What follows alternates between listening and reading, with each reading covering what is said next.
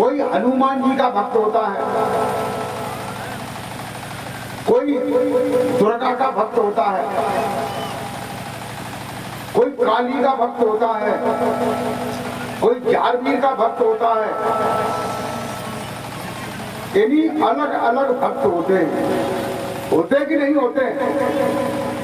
आप लोग न कोई मुंह हलाओ न कोई हाँ हूँ करो, जैने मालूम करते बैठे आओ जानोगे तो भाई लोग ने की मूर्ति बना के रख देंगे। भाई अगर भाई खराब बात हो तो मत मानो, अच्छी बात हो तो बस हाँ हूँ तो करो। देखो अभी हमने बताया कि कोई हनुमान का भक्त होता है, कोई दुर्गा का भक्त होता है, कोई काली का भक्त होता है, कोई जारवीर का भक्त होता है। तरह तरह के भक्त होते हैं, इन्हें भक्त बोलते हैं।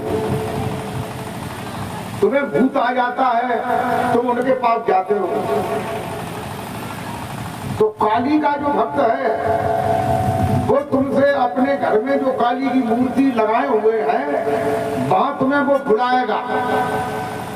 7 मंगल बुलाए या 7 सोमवार बुलाए, 7 बार मतलब बुलाता है और पूजा करने को बताता है, उनका प्रसाद बांटने को बताता है और उनकी घर पूजा करने को बताता है।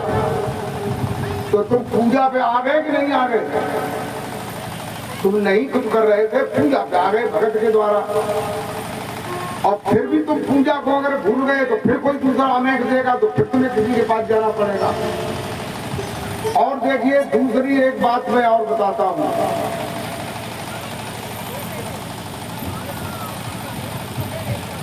संसार में कोई लोग किन्हीं के घर में जारवीर की पूजा होती है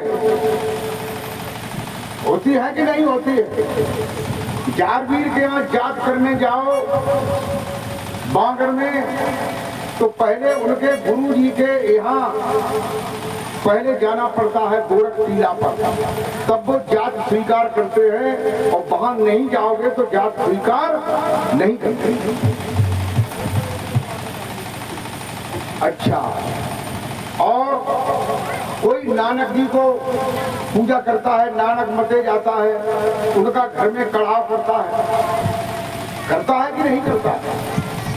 अगर ये नहीं करता है तो कोई जो है कबीर पंथ में है तो कबीर की आरती चौका करता। तुमको किसी न किसी जो पहले सदगुरु हुए हैं, गोरखनाथ हुए हैं, कबीर साहब हुए हैं और तमाम महापुरुष हुए हैं, उनकी प्रतिष्ठा करनी पड़ेगी। अगर उनकी प्रतिष्ठा नहीं करोगे, देखो वो कहते हैं एक शब्द कहते हैं अवतार। क्या कहते हैं? अवतार। क्या कहते हैं? अवतार। अवतार का मतलब होता है जो अभी तारने वाला हो। अवतार का क्या मतलब हुआ? जो अभी तारने वाला हो। जो वे पहले थे वे तवतार थे, वे तवतार थे। गोरखनाथ जी, कबीर साहब, नानक जी, दादू, दरिया, ये तवतार थे। उस समय तारने वाले थे जब वो मौजूद थे। जैसे तुम्हें कोई रोग हो जाए, तुम्हें कोई रोग हो जाए, बीमार हो जाओ, तो तुम्हें जो है पहले धनवंतर वैद्य हुए हैं, उनके नुस्खे तुम याद कर लो या उनकी बातें याद कर लो, उससे रोग ठीक हो जाएगा। जो मौजूदा हालत में वैद्य हो उसी के पास जाना पड़ेगा। जो मौजूदा वैद्य हो वो तुम्हारी नबज देख करके तुम्हारे रोग का निवारण करेगा, दवा देगा और ठीक कर देगा। इसलिए तुम्हें जिंदा सदगुरु की आवश्यकता है। जो सदगुरु जिंदा है, मौजूद है, जो सत्य का रास्ता बताता है। अगर जिंदा सदगुरु है, अगर उसका सत्य ज्ञान है, तो ज्ञान लेकर के 1 घंटे रोजाना भजन करो। तुम्हें कोई देवी देवता किसी की भी पूजा करने की कोई आवश्यकता नहीं। प्रेम से बोलो सतगुरुदेव भगवान की। अगर भजन करो तो जिना के भजन करो ना, पीछे को मंत्र ना मारे में बाबा की बामी हाथ होते थे तो काट खाया ना। हाँ, भजन करो। जब तुम्हारे अंदर पावर आ जाएगा भजन का, तो तुम्हें कोई भूत, कोई प्रेत, कोई देवता कोई नहीं बता सकता।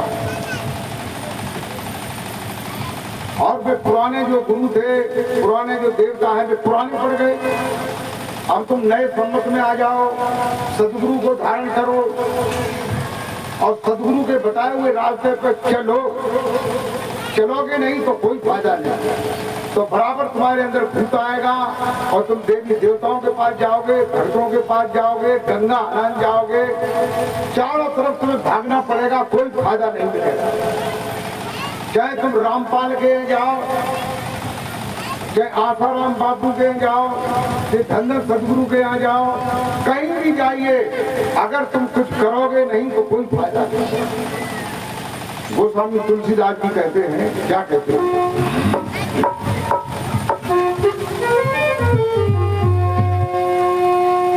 कि कर्म प्रधान विश्व रच राखा, और जो जसो करे तो तस फल चाखा।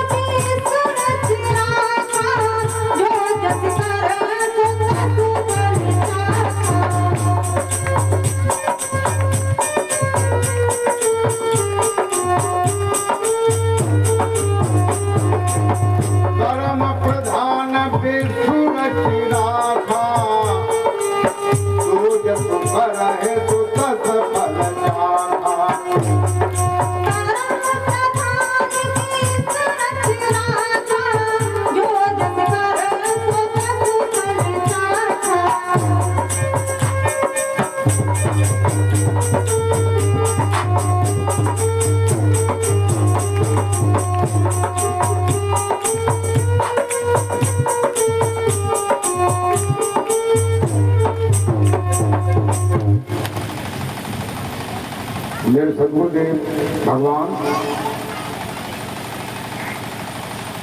मेरे प्यारे भक्तों, गोस्वामी तुलसीदास जी कहते हैं कि कर्म प्रधान विश्व रचना। जो कर्म है, कर्म किससे होता है? इंद्रियों से। शरीर में 10 इंद्रियां हैं, 5 कर्मेंद्रिय हैं, 5 ज्ञानेंद्रिय हैं। 5 कर्मेंद्रिय कौन सी है? कर्म करने वाली इंद्रिय, हाथ, पैर, मुख, लिंग और गुदा, ये 5 कर्मेंद्रिय हैं। 5 ज्ञानेंद्रिय हैं जिनसे ज्ञान होता है।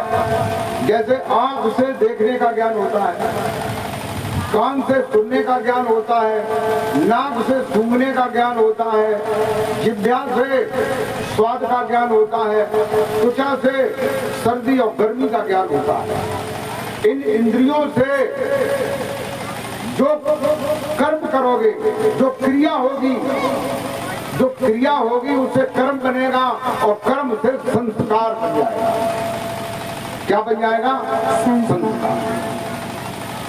आप लोगों को मनुष्य का जन्म मिला है, ये बड़े भाग्य से मिला है। वैसे जीव जो है, गधा है, घोड़ा है, भैंसा है, ऊंट है, हाथी है, तमाम तरह के जानवर हैं, तमाम तरह के पक्षी हैं, तमाम तरह के कीड़े मकोड़े हैं। हमारे शास्त्रों में 84 लाख तरह के जीव बताए जाते हैं। बताए जाते हैं कि नहीं? उनमें से मनुष्य जो है श्रेष्ठ है। वो क्यों श्रेष्ठ है? कि ये अच्छे कर्म कर सकता है, और सब योनियां जो है वे अच्छे कर्म नहीं कर सकती। अरे मंदिर में आदमी पूजा कर सकता है, कर सकता कि नहीं? और भैंसा अगर जाए पूजा करने को तो रास्ते में से ही उसे लोग जाने नहीं देंगे, मंदिर के अंदर तक जाने देंगे? नहीं जाने देंगे। तो किसी जानवर को नहीं जाने देंगे, क्यों? ये जानवर जो है इसको इतना ज्ञान नहीं है, ये पूजा नहीं कर पाएगा। कर्म प्रधान विश्व रच राखा, इस कर्म से ही सारे विश्व की दुनिया की रचना हुई है। ये देखो पेड़ पौधे खड़े हैं, घास खड़ी है, जड़ी बूटियां खड़ी हैं, अनाज के पेड़ खड़े हैं और वृक्ष खड़े हैं, जामुन के, आम के और नीम के, तरह तरह के, ये सभी जीव हैं। ये तुम भी पीछे बन करके आए हो और तुम्हें पीछे इन्हीं में जाना है कि और आगे जाना है?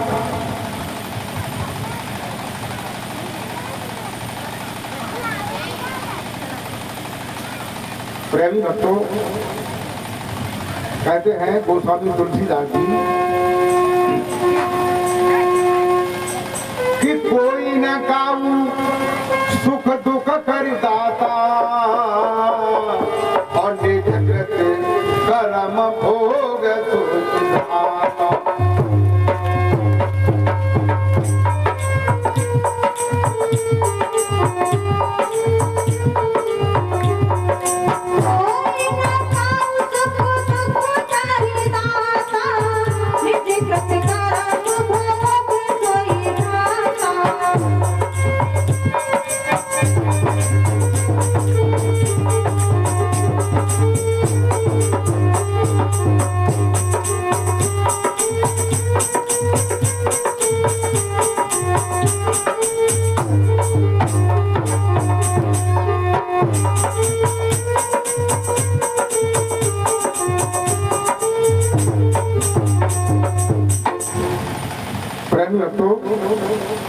गोस्वामी तुलसीदास जी कहते हैं कोई न काऊ सुख दुख कर दाता और निज कृत कर्म भोग सोई भाता। कहते हैं कोई किसी को दुख देने वाला नहीं है। किसी को कोई दुख दे सकता है? तुम्हारे फोड़ा हो गया। देखो आप लोगों ने देखा होगा कि कभी कभी बच्चा जन्मता है तो उसके पीठ में फोड़ा माँ के गर्भ से ही बाहर आता है, यानी उसकी पीठ में फोड़ा है और उसका जन्म हुआ है, गर्भ से बाहर आया। बताइए उसने क्या कर्म किया है? अभी तो वो जन्मा और जन्म करके पैरों से भी नहीं चल पा रहा है, उंगलियां काम नहीं करती है, तो उसका क्या कर्म है? उसके पिछले कर्म, उसके पिछले कर्मों के संस्कार हैं। संस्कार जो है 3 प्रकार के बताए जाते हैं, क्रियमाण, प्रारब्ध और संचित। क्रियमाण उसे कहते हैं कि अभी करो और अभी उसका फल प्राप्त करो। जैसे आदमी कोई मजदूर है, दिन में काम करता है और जब काम खत्म होता है तो कहता है भैया पैसा दे, हम घर जो है आटा लगेंगे। तो ये जो है क्रियमाण है, क्रियमाण संस्कार है, यानी करो और तुरंत पाओ। एक होता है संचित। संचित माने इकट्ठा, जो कई जन्मों का इकट्ठा संस्कार है। इसमें एक उदाहरण आता है कि एक बार महाभारत के समय एक भीष्म पितामह नाम के महारथी थे। शायद आप लोगों ने नाम सुना होगा, भीष्म पितामह। अंत में उनकी मृत्यु हुई तो अर्जुन ने उनके सारे शरीर को बाणों से छलनी कर दिया और वो गिर गए। सिर में बाण नहीं मारे, सिर लटक गया। तो उन्होंने बुलाया, क्योंकि वो कौरवों के पक्ष के थे, तो दुर्योधन को बुलाया। दुर्योधन ने कहा कि पितामह हुक्म करो, मैं तुम्हारी क्या सहायता करूं? तो उन्होंने कहा तुम मेरी सहायता नहीं कर पाओगे। अर्जुन को बुलाया, अर्जुन को बुलाया गया। अर्जुन से कहा उन्होंने तो मुझे तकिया की आवश्यकता है। अर्जुन ने 3 बाण सिर में मारे, उनका सिर जो लटका हुआ था वो सीधा हो गया। उन्होंने कहा और क्या इच्छा है? कि मेरी पानी पीने की इच्छा है। एक बार जमीन में मारा, वहां से पानी का स्रोत निकला, उनके मुंह में पहुंच गया। प्रेमी भक्तों, फिर जो है वो सरसैया पर कई दिन हो गए लेटे लेटे, उनका सारा शरीर का खून जो था बाणों के सहारे नीचे पृथ्वी पर पहुंच गया। शरीर खून से निरुक्त हो गया। उन्होंने भगवान कृष्ण को बुलाया और ये बताया कि केशव, ये बताओ, वैसे तो मुझे इच्छा वरदान मिला है कि मैं अपनी इच्छा से मरूंगा, लेकिन मैं अपनी इच्छा से नहीं मर पा रहा हूं, क्या कारण है? जिसको इच्छा मृत्यु का वरदान हो और वो मर नहीं पा रहा है। तो केशव ने कहा कि देखिए पितामह ने कहा मुझे 100 जन्म की याद है कि 100 जन्म तक मैंने कोई ऐसा काम नहीं किया है जो मेरी ये गति है कि मैं सरसैया पर पड़ा हुआ हूँ। मेरा शरीर पूरा बाणों से छलनी हो गया है, खून निकल गया है और मेरा प्राण नहीं निकला। उन्होंने कहा कि एक बार 100 जन्म के पहले एक में जन्म में तुम अवंतिका के राजा थे। अवंतिका माने उज्जैनी। अवंतिका के राजा थे और तुम कहीं जा रहे थे रथ पर बैठे हुए। रास्ते में कुछ दूरी पर एक दुमोही जिसे कुचनैन कहते हैं, वो रास्ता क्रॉस कर रही थी। तो पितामह ने कहा कि सारथी रथ को रोको, सारथी रथ को रोको। तो रथ को रोकते रोकते वो बिल्कुल दुमोही के करीब पहुंचे। पितामह नीचे उतरे, बाण से दुमोही को लटकाया और ऐसे करके फेंक दिया तो एक बेरिया के पेड़ पे गिर गई। उसको बेरिया के कांटे लगे, हिली कुछ तो नीचे गिर गई। नीचे जरबेरिया के बहुत से घने पेड़ थे, उसमें अटक गई। जरबेरिया के कांटे जो हैं वो टेढ़े होते, वे कांटे उसके घुस गए। जैसे ही वो हिली तो कांटे और सख्त हो गए, और हिली तो बिल्कुल फंस गए। अब बिल्कुल वो कांटे फंस गए, टंग गई। तो उसकी कांटों पे टगे कांटों के द्वारा सारा खून उसका निकल गया जमीन पर, और 27 दिन तक वो कांटों पे टगी रही, तब उसकी मृत्यु हुई। प्रेमी भक्तों, ऐसे ही पितामह जो है वीर गति को प्राप्त हो गए थे। पितामह का मृत्यु के बाद फल था स्वर्ग की प्राप्ति। जो वीर गति को प्राप्त होता है वो स्वर्ग मिलता है, और जो स्वर्ग होता है, स्वर्ग में 6 महीने का दिन होता है, 6 महीने की रात्रि होती है। दिन जो है दक्षिणायन का होता है, वो दिन उत्तरायण का होता है, रात्रि दक्षिणायन की होती है। उत्तरायण का मतलब जो है जब दिन बड़े होते हैं। अभी दिन जो है स्वर्ग का दिन चल रहा है, और जून में खत्म हो जाएगा ये दिन, फिर उत्तरायण चालू हो जाएगा, तो 6 महीने रात्रि होगी, तो उसमें 27 दिन, उत्तरायण के आने में 27 दिन बाकी थे। वही दुमोही 27 दिन में मरी थी, वही प्रायश्चित उनको मिलना था। इसलिए जो है 27 दिन जब पूरे हो गए, तब जो है देवताओं का दिन शुरू हुआ। तब जो है भीतर पितामह का प्राण निकला, और प्राण निकल करके उस स्वर्ग में चले गए। बोलिए सदगुरुदेव भगवान की जय। तो देखिए, कोई भी किसी को दुख देने वाला नहीं है, कोई किसी को सुख देने वाला नहीं है, ये सब तुम्हारे कर्म से ही है। छोटा सा बच्चा पेट में से आता है, उसकी पीठ में फोड़ा है और 12 दिन तक जिंदा रहता है, फोड़े का इलाज होता है, फिर वो मर जाता है। तो जो संस्कार होता है, जो 3 संस्कार मैंने बताए हैं, तीसरा संस्कार है संचित, यानी जो हमारे इकट्ठे कर्म जो है रखे हुए हैं तुम्हारे ऑब्जेक्टिव माइंड में। माइंड के 2 भाग होते हैं, सब्जेक्टिव माइंड और ऑब्जेक्टिव माइंड। तो ऑब्जेक्टिव माइंड में तुम्हारे संस्कार इकट्ठे रखे हैं, वो तुम्हें क्रम से जब जरूरत पड़ती तब मिलते। और प्रारब्ध क्या होता है? प्रारब्ध ऐसे मानिए जैसे कोई आदमी नौकरी करता है, अध्यापक है, और उसकी लड़की शादी लायक हो गई है, तो उनका फंड जो है कटता रहता है।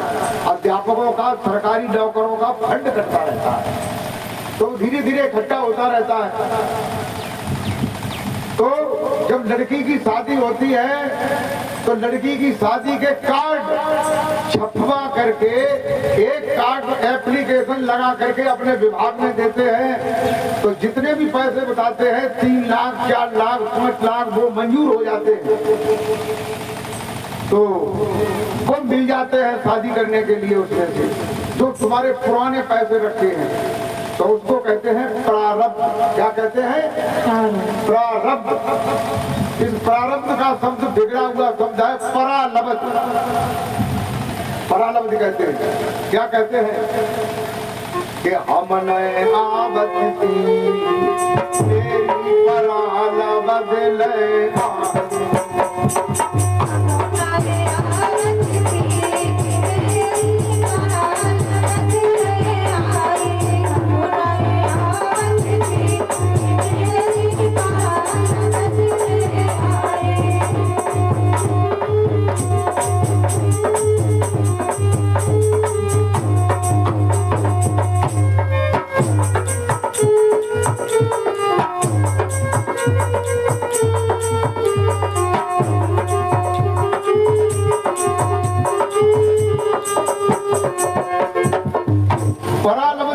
पिछले संस्कार से। हमारे यहाँ पहले कच्चा रास्ता था, उस रास्ते पर चिकाइन के पास एक छोटा सा गांव कटरा है, वहाँ एक नीम का पेड़ खड़ा था, एक नल लगा हुआ था, तो 2 यात्री थे पति पत्नी, वो साइकिल से जा रहे थे। उन्होंने नीम का पेड़ देख करके साइकिल रोक दी, नल से पानी पिया और उसी के नीचे बैठ गए।